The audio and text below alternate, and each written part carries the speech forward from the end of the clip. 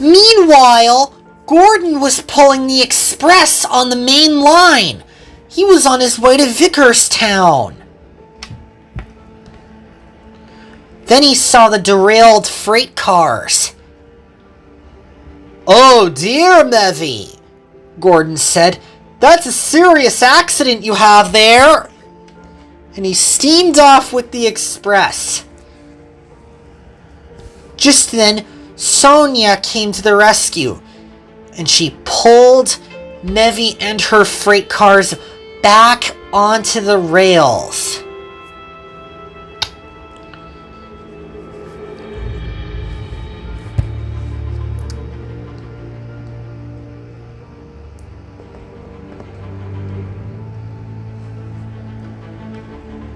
"Thanks, Sonia," puffed Mevy. "I'm crumpled."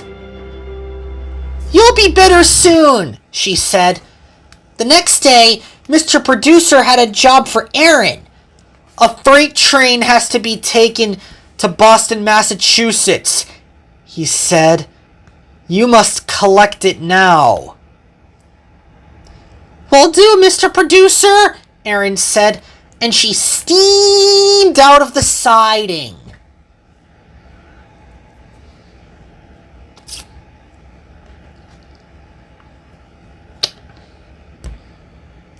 She hooked up to the freight cars and steamed off toward Boston. "And that's the MBTA," she said.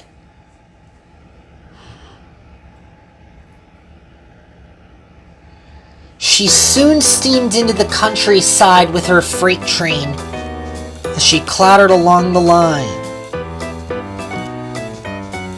"This is how you pull freight cars," she puffed to herself, "because Amtrak is a really useful train." She did her best and steamed along the line.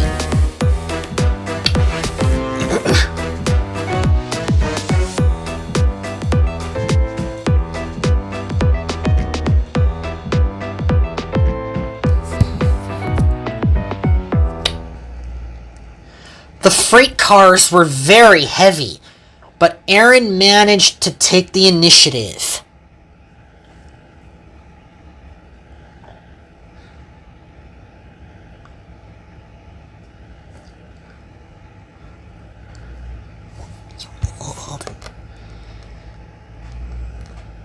"38 cars were very heavy, but Aaron soon remembered to be really useful."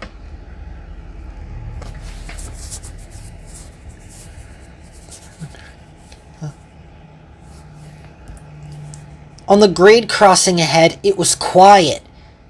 There were no trains coming until Aaron's whistle sounded and the lights began to flash.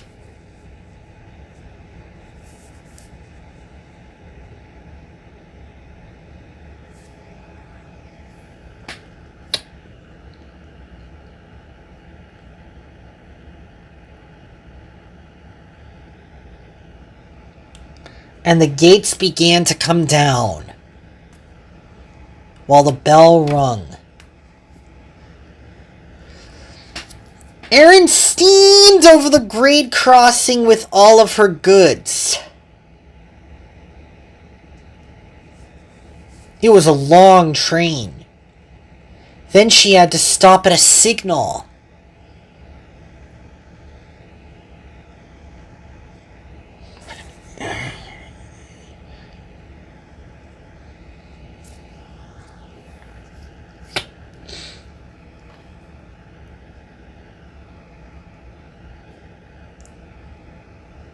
Then she heard the horn of an Amtrak locomotive.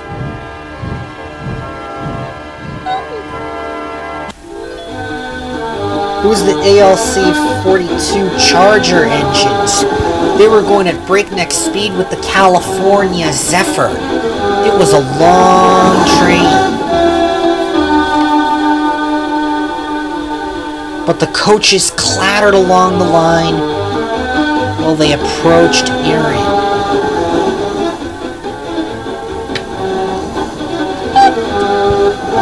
And then the horn sounded, and the trains came into view, and they sped by as fast as they could.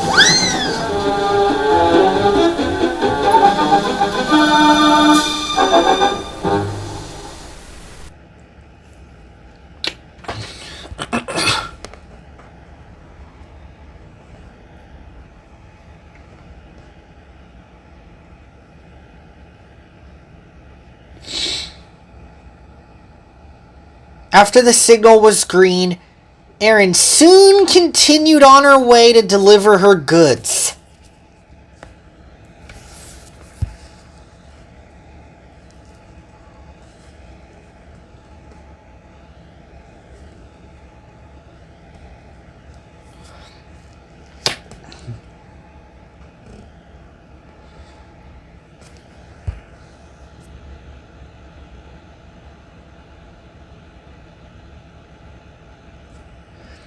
Then she steamed into the mountain terrain.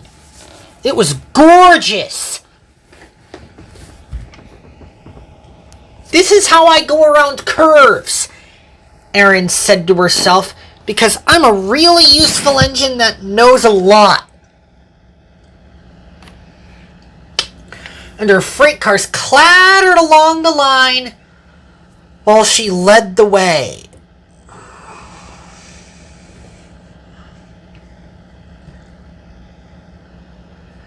The train was big, but Erin carried on.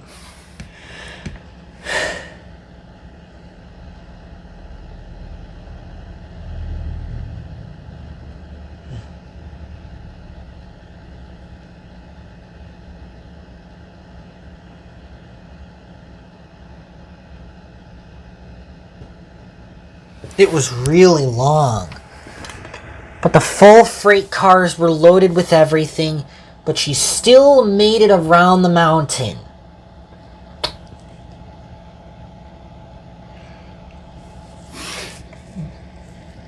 The freight cars clattered over the grade while they did their best.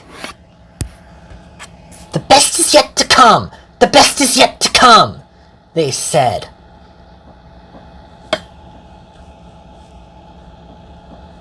Erin hoped that she wouldn't stop at a signal for another train again, but she spoke too soon.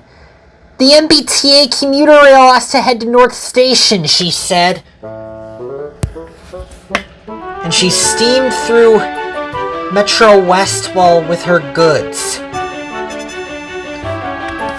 And then she saw the red signal ahead. "Oh, bother," she said. "The signal's red." She came to a grinding halt.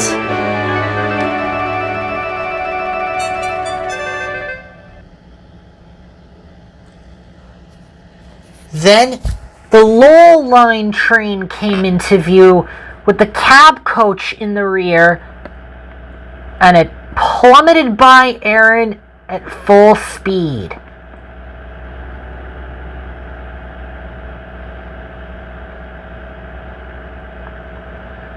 The signal changed to green and Erin made her way.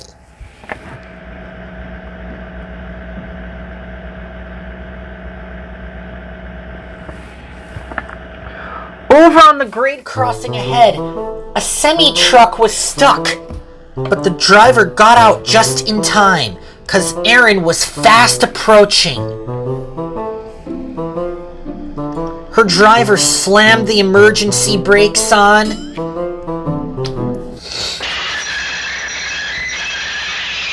but it was too late.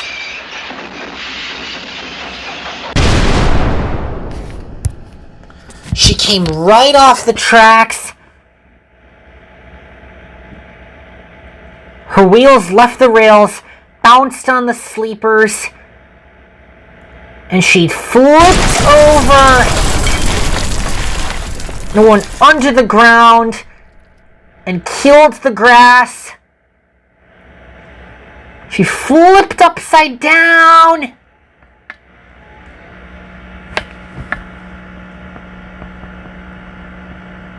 And she plowed through the trees.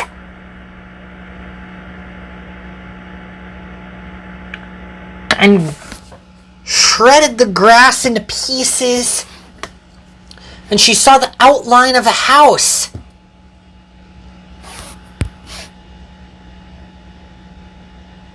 She crashed through the fence and right into the wall. And then everything hit the brakes. Snurdly was cheeky.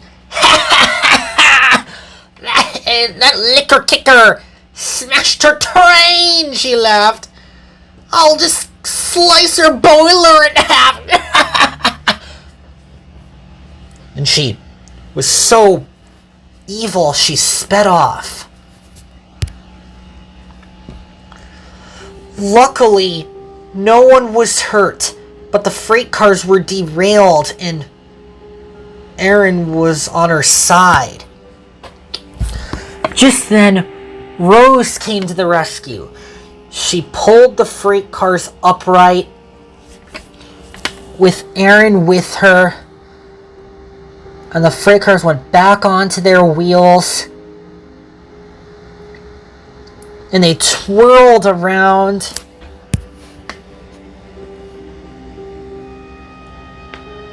And at last, Erin was upright again. And she went over the crossing and came to a stop.